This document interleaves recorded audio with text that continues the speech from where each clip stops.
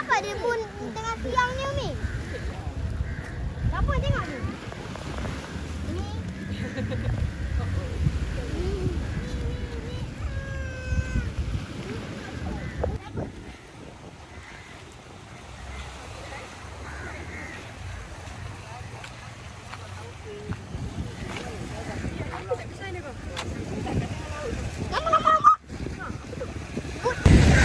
Hello, adik. Kami sekarang berada di Waterfront Port Dickson, Waterfront City Port Dickson.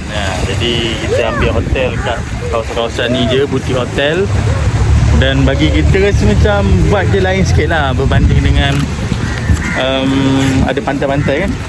Ya, dekat PD ni biasalah dengan pantai-pantai dia tempat orang beraktiviti dekat tepi pantai tu. Tapi bagi kami kat sini Lagi tenang lah. macam lagi best lah sebab dia ada pokok-pokok ru sini.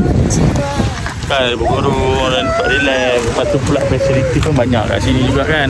Kat Waterfront City ni macam kat hotel kami tu ada kedai mamak bawah tu. Lepas tu ada 7E tempat makan. Ada Maybank pun ada di belakang kan. Jadi macam kita pun tak tahu sebenarnya kita orang tersesat kat sini. Tersesat kat sini. Dekat tu ada TF Value Mart pun ada. Macam lah. Tapi okey lah kot. Boleh kalau nak lepak kat sini, kat PD ni tempat yang bagi saya tak ramai orang tahu kot. Sebab saya sendiri pun tak tahu. Yang kita tahu dekat belah pantai sana tu ramai orang camping dan sebagainya.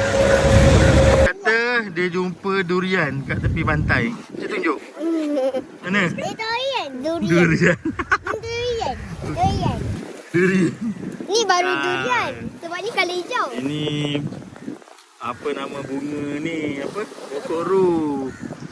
Nah, pokok ru ni. Cantik pokok ru. Banyak pula durian ni kat sini. Umi.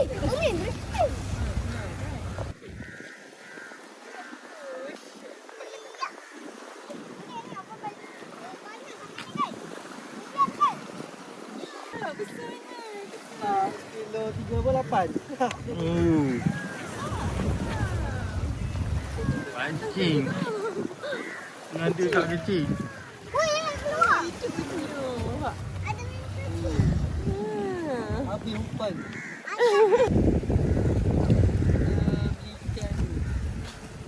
Memang nak tangkap ni ke ataupun nak tarik ikan ke? Ikan semua. Kali dapat ketam. Ketam bunga.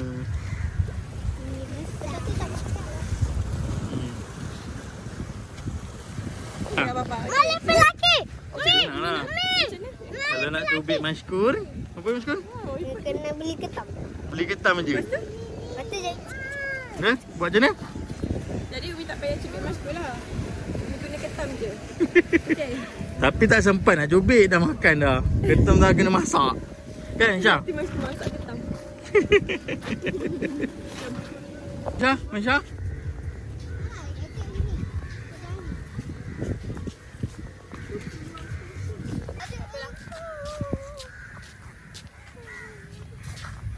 Actually tempat ni macam best lah. Tapi banyak kedai-kedai yang kosong. Ada 7E, T-Life. Atas ni semua hotel. Tapi banyak kedai kosong. Dan dekat PD ni memang banyak lah apartmen orang kata apartmen berantu. Maksudnya macam bangunan tak siap. Lepas tu bangunan ni macam tak berapa dijaga. Tak pastilah apa. Tapi tak apalah, kita 7E dengan T-Life sebelah ni.